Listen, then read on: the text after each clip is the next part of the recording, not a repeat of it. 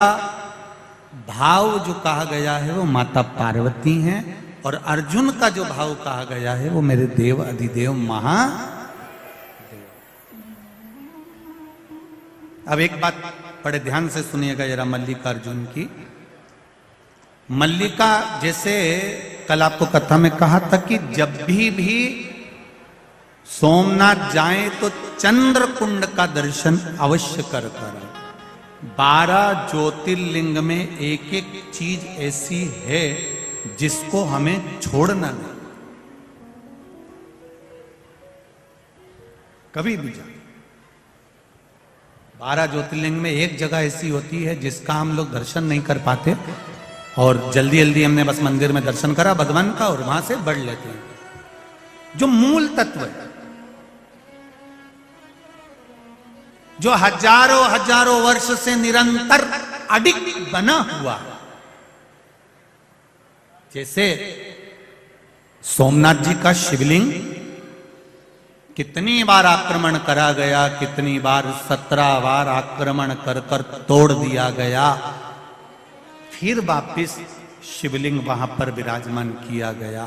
परंतु शिवलिंग बार बार गया आया, पर वो जो चंद्र कुंड था वो चंद्र कुंड आज भी जो पहले से था वो नहीं हट पाया, वो वहीं पर है, वहीं नहीं। उसी तरह 12 ज्योतिर्लिंग में एक एक स्थान एक ऐसा आता है जहां पर वो हजारों वर्ष से एक जैसा टिका हुआ, अड़िग एक जैसा। एक बार भगवान शिव जी से माता पार्वती जी ने गणेश और कार्तिकेय का संवाद सुना। कार्तिकेय और गणेश जी दोनों बैठे हुए थे।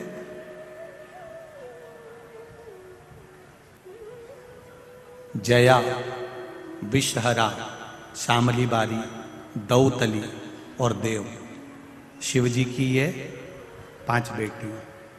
एक बार सब लोग उनका नाम लेंगे। जया, विषहरा, शामली बारी, दौतली और देव, ये शिव जी की 5 बेटियां। ये गंगा के जल से प्रकट हुई हैं और अशोक सुंदरी नंदनवन काशी में प्रकट हुई। दोनों के इनके प्रागट्य की जगह जगह अलग है, स्थान अलग है। जैसे अशोक सुंदरी का स्थान जहां से पानी निकलता है, बीच में जो मोटी लाइन होती है वो अशोक सुंदरी का स्थान होता है। उसी तरह ऊपर से जो जल जलाधारी में से बूंद बूंद नीचे गिरता है वो जलाधारी का महत्व है। जया, विषहरा, शामली बारी, दौतली और देव, ये शिव जी की 5 बेटियां जैसे शंकर भगवान के साथ गंगा जी के जल में खेलियां कर रही थी, उनके भाव से ये जल शिव जी को समर्पित होता है। ये 5 बेटियां शिव जी की कोई साधारण नहीं है। जब कभी कोई प्रशासनिक बात सामने आती है कि साहब बहू ने अदालत में केस लगा दिया या उसने केस लगा दिया या उसने कुछ कह दिया, उस जगह पर इन 5 बेटियों की जरूरत पड़ती है। क्या नाम है 5 का? पहला, दूसरी, तीसरी, चौथी, 5वीं, 2। ये 5 बेटियों की जरूरत हमें उस समय पर पड़ती है। अदालत में चल रही है कार्रवाई, पर उस समय पर हमारी ये 5 बेटियां हमारे कार्य के लिए तत्पर रहती है। ये जो जलाधारी है ना शिव जी के ऊपर, ये जलाधारी का बड़ा महत्व होता है। जब ब्राह्मण अभिषेक कराते हैं, 3 पाई की चौकी रख उसके ऊपर कलश जो विराजमान करते हैं और एक एक बूंद जो पानी उसमें से गिरता है, ये ऐसे ही नहीं रहता। श्रृंगी से अभिषेक करा रहे हैं, वो श्रृंगी का महत्व समझना चाहिए, वो जलधार का महत्व समझना चाहिए। जब हमें जिंदगी के एक एक पूजन का नियम एक एक महत्व जब मालूम पड़ जाएगा ना, तो फिर हमको लगेगा कि हाँ हम सही पूजन कर रहे हैं, हमारे में ये तत्व का आनंद है। महाराज गणेश जी और कार्तिक दोनों बैठकर बात कर रहे थे। जया विषहरा शामली बारी दौतली देव पांचों कन्याएं वहां बैठी हुई थी। इतने में पांचों बेटियों ने आकर अपनी माता जी से, अपने पिताजी से एक बात कह दी, मां मैं आपसे कुछ कहना चाहती हूं। पार्वती जी ने पूछा क्या हुआ, क्या कहना चाहती हो, बोलो। जया ने विषहरा से कहा, विषहरा ने शामली बारी से कहा, शामली बारी ने दौतली से कहा, दौतली ने देव से कहा। देव ने फिर माता पार्वती से कहा। दोनों भैया में विवाद है कि दोनों प्रबल कौन है, विद्वान कौन है, सबसे श्रेष्ठ कौन है। कार्तिक श्रेष्ठ हैं कि गणेश जी श्रेष्ठ हैं, इन दोनों में विवाद चल रहा। पार्वती जी ने कहा इतनी सी बात के पीछे लड़ रहा कि श्रेष्ठ कौन है। घर के अंदर रहें, देवरानी और जेठानी के मन में कभी यह बात सामने नहीं आना चाहिए कि जेठानी श्रेष्ठ है कि देवरानी श्रेष्ठ है। और मेरा सासुओं से हाथ जोड़ के निवेदन है, अपनी जिंदगी में तुम किसी को भी धन दे देना मना नहीं है, पर अपने मुंह से कभी मत कहना कि बड़ी अच्छी है कि छोटी अच्छी है।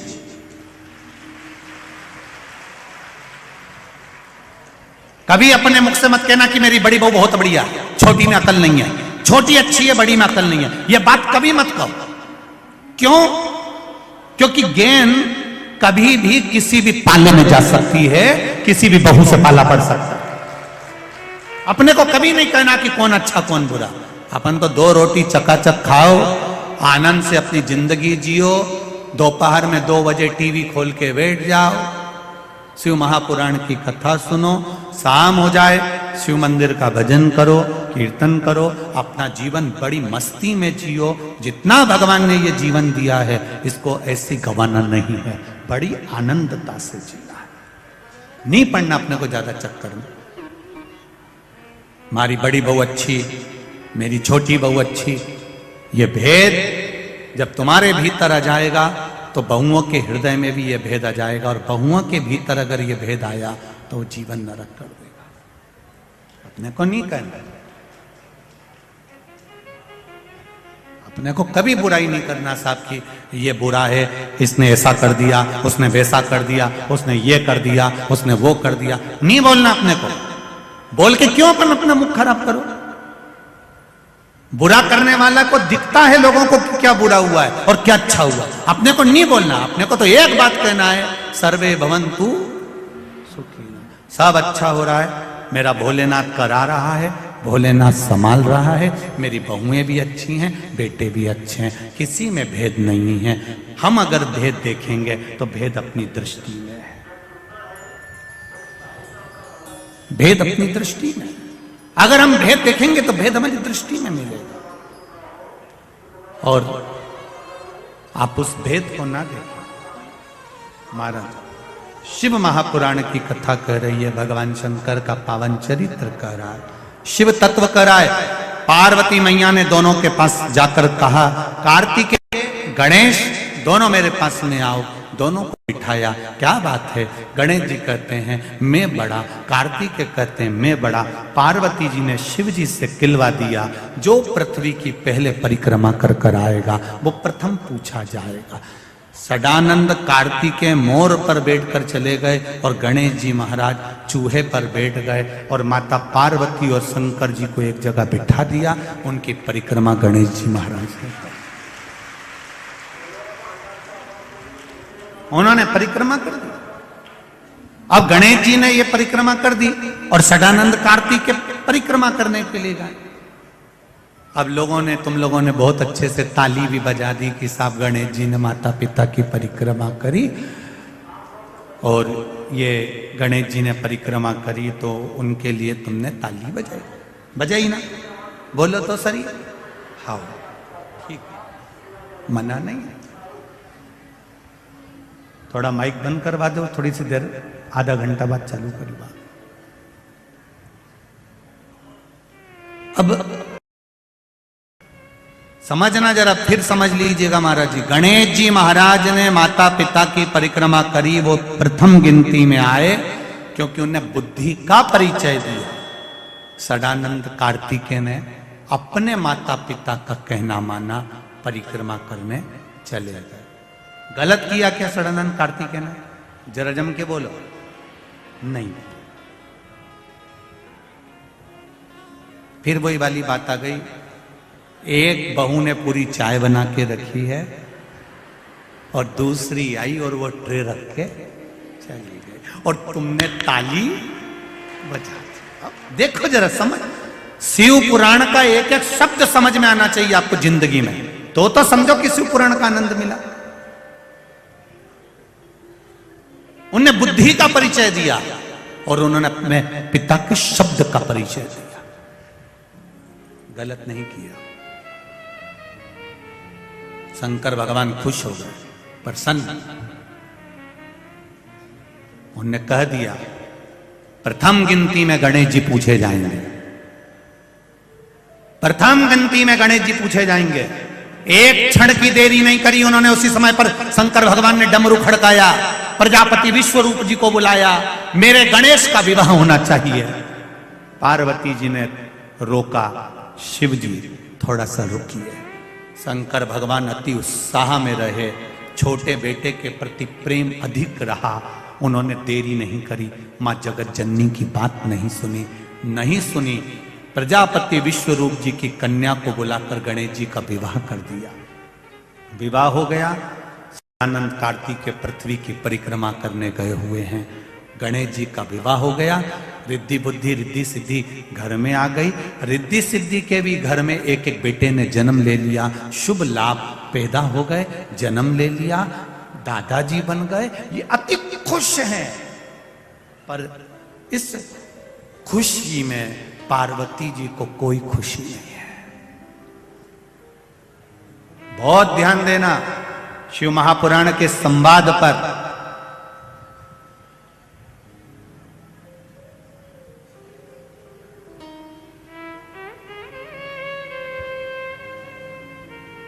जो बेटा दुकान पर बैठता है ना, पिता को लगता है कि सबसे ज्यादा काम यही कर रहा है। जो बेटा दुकान पर बैठा है, पिता को लग रहा है कि ये सबसे ज्यादा काम कर रहा है, सबसे ज्यादा काम यही कर रहा है, लग रहा है। अब पर जो बेटा पूरा मार्केट घूम रहा है, फोन पे बात कर रहा है, कोई उसको डरा भी रहा है, कोई धमका भी रहा है, कोई उसके पीछे तलवार लेकर भाग रहा है, कोई उसको अपशब्द भी कह रहा है, वो अपने पिता तक बात नहीं आने दे रहा, अपने भाई पर आंच नहीं आने दे रहा, वो सब जगह से बचा रहा है, सब जगह से सपोर्ट कर रहा है। पिता को लगता है वो कोई काम ही नहीं करता, पर उसका काम इसके काम से 4 गुना ज्यादा अधिक है।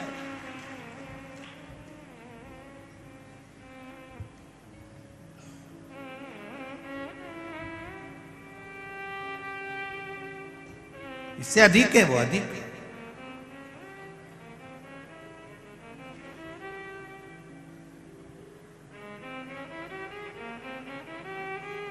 कई लोग कहते हैं महाराज जी राजनीति बड़ी सरल होती है, हम कहते हैं कर कर देखिए। किसी के घर में और किसी के दिल में घुसने के लिए दम चाहिए।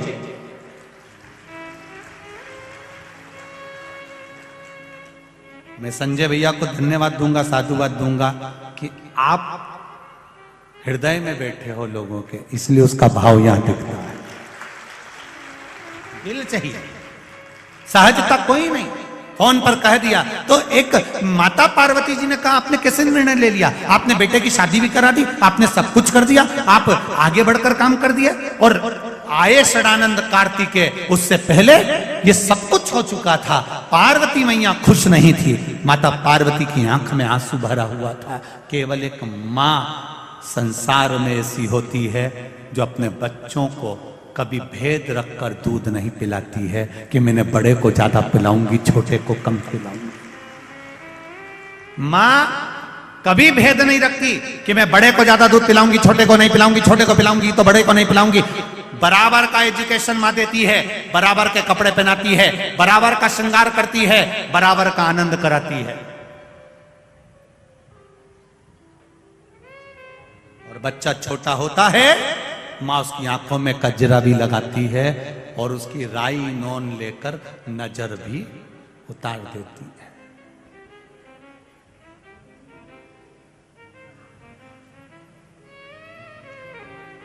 उस मां की करुणा देखिए, उस मां की वात्सल्यता देखिए। मां ने बचपन में बच्चे की नजर उतारी तो मां ने नजर उतारी, और वही बच्चा बड़ा हो गया और उसकी शादी हो गई। अब मां कुछ उसके ऊपर से उतार के बता दे तो पास में जो जगदम्बा रहती है ना, उसको लगेगा जरूर मेरी सास कुछ कर रही थी तुम पे। बस यही अंतर है, यही अंतर है। शिव महापुराण में जिंदगी भर से माता पार्वती जी शंकर जी को जल चढ़ा रही हैं, हमारे घर के पूर्वज शिव जी को जल चढ़ा रहे हैं, हमारे यहाँ के बुजुर्ग मर मर के चले गए शंकर भगवान को जल चढ़ाते चलाते, शिव जी पर अभिषेक करते करते, जल चढ़ाते, सावन महीना शिवरात्रि को जल चढ़ाते हुए आज के समय में सीहोर वाले महाराज ने जल चढ़ाना बता दिया तो लोगों को लग गया टोटका बता दिया। जो पूर्व का चला, सास बच्चे की नजर उतारती है, वो नजर उतारी है उसने, मां है।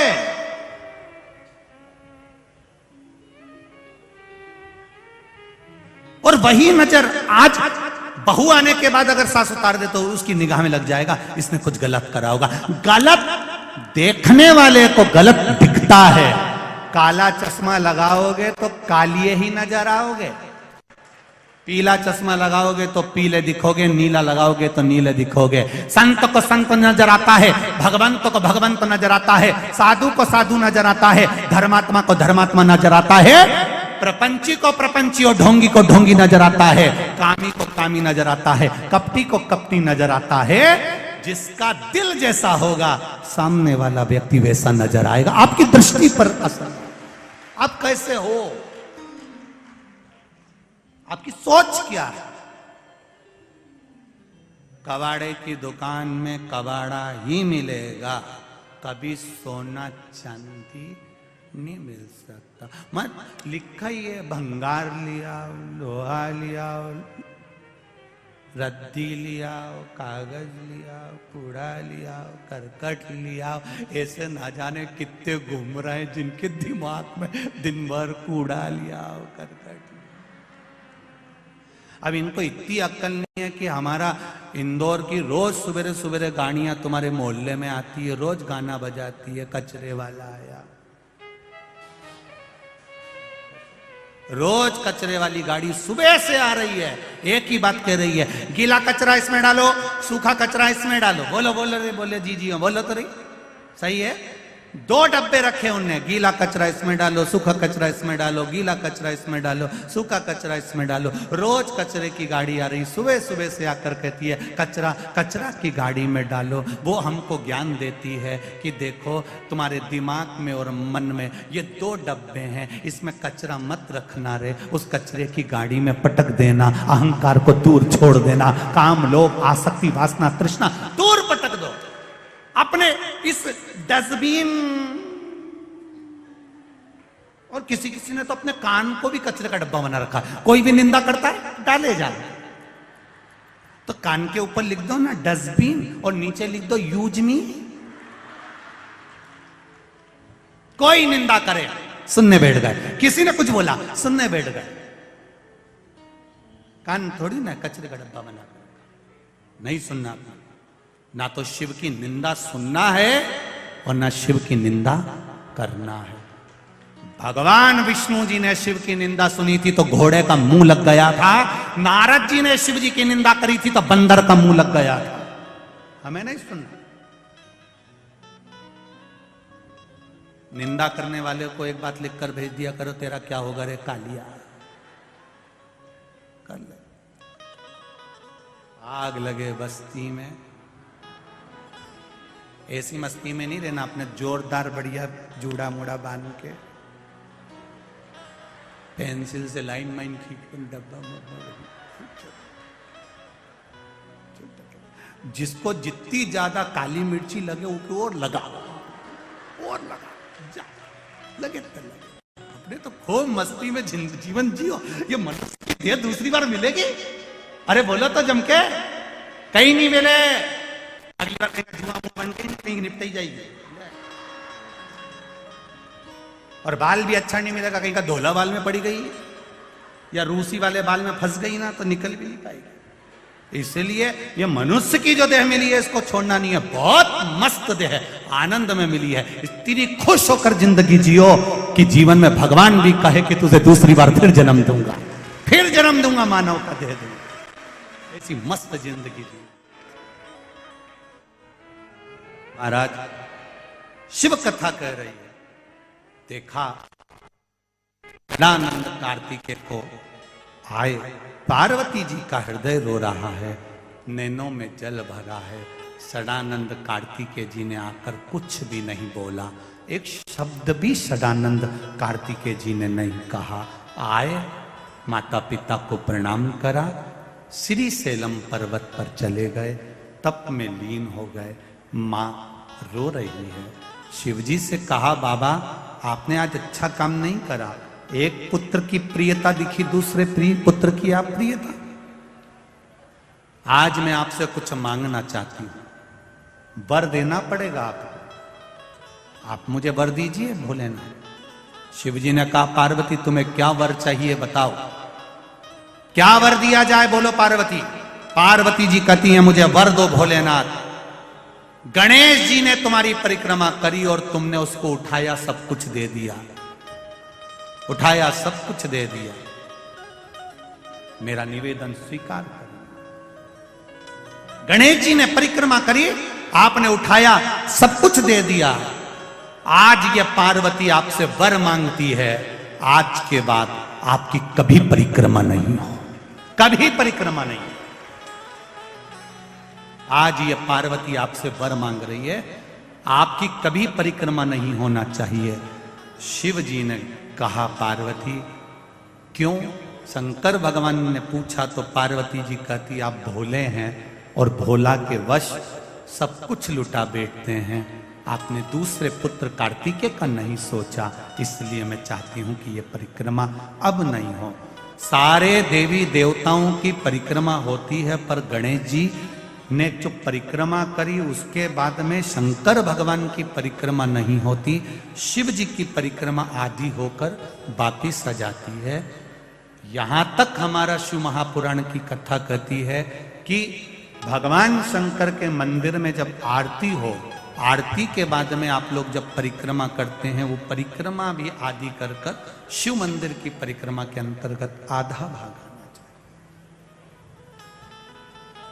शिव रसपत।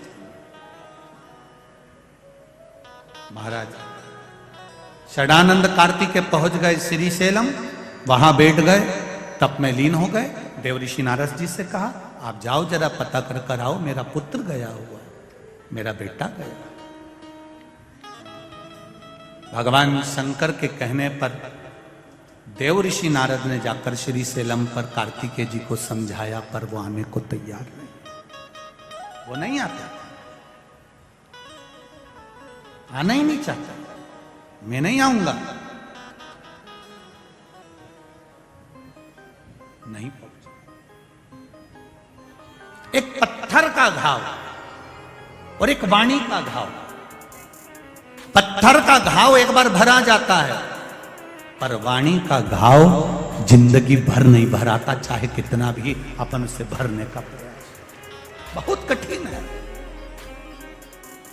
इसलिए वाणी ऐसी बोलिए जो मन का आपा खोए, और आज के जमाने में वाणी ऐसी बोलिए जो जम के झगड़ा, और उससे मत बोलिए जो तुमसे तगड़ा। वाणी प्रेम की बोली, मिठास की बोलिए, अच्छा बोलिए। आप जितना अच्छा बोल सकते हो आपकी जिंदगी में, वो आपके उन्नति की सीढ़ी पर आगे चढ़ाने का काम करेगी आपकी केवल वाणी, आपके केवल शब्द।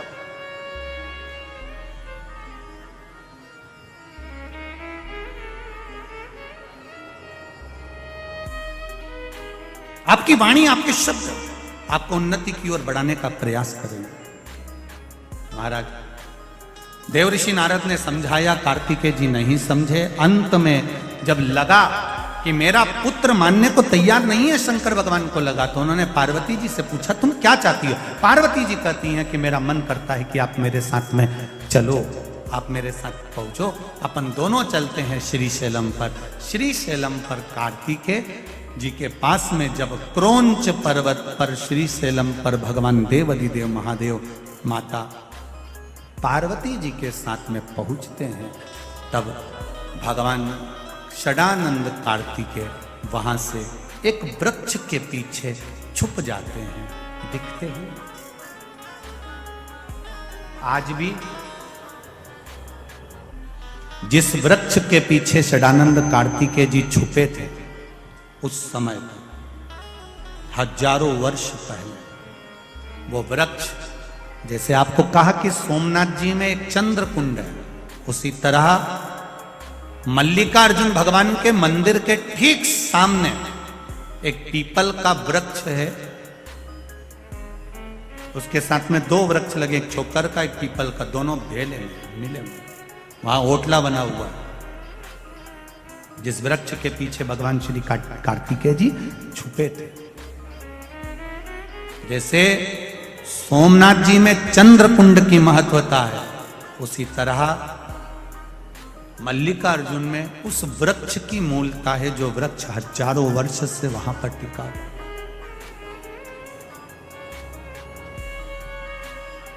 पाताल गंगा का दर्शन हमको केवल एक ही जगह पर होता है, आंध्र प्रदेश के मल्लिकार्जुन से 36 किलोमीटर की दूरी पर पाताल गंगा का दर्शन हो जाता है।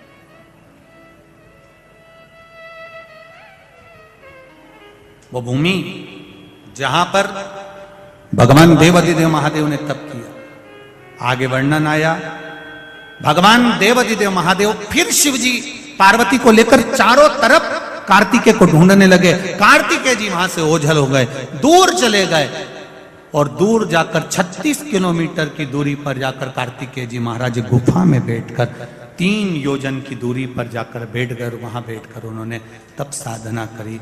शंकर पार्वती यहाँ पर विराजमान होते हैं, विराजित तो हो गए, पर शिव जी पार्वती के साथ में ओझल रहे।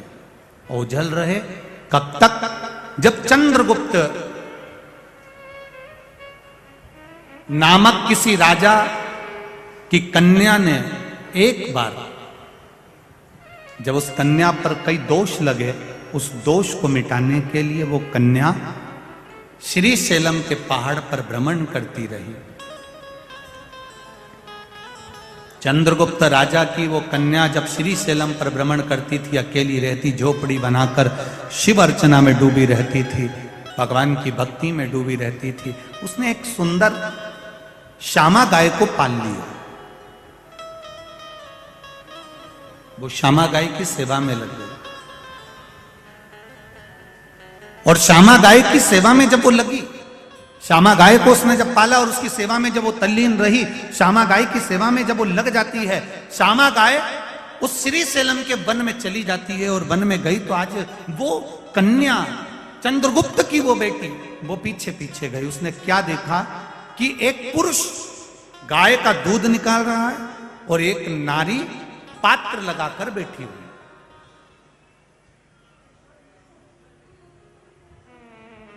एक पुरुष दूध निकाल रहा है और नारी पात्र लगाकर बैठी हुई है।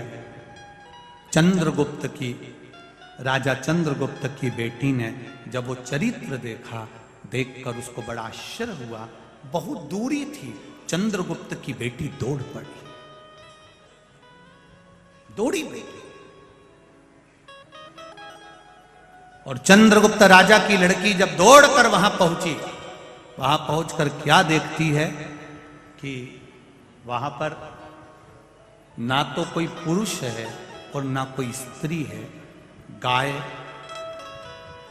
के नीचे एक शिवलिंग विराजमान है, उस शिवलिंग पर दूध अपने आप गिर रहा था। उस कन्या ने देखा, उस नारी ने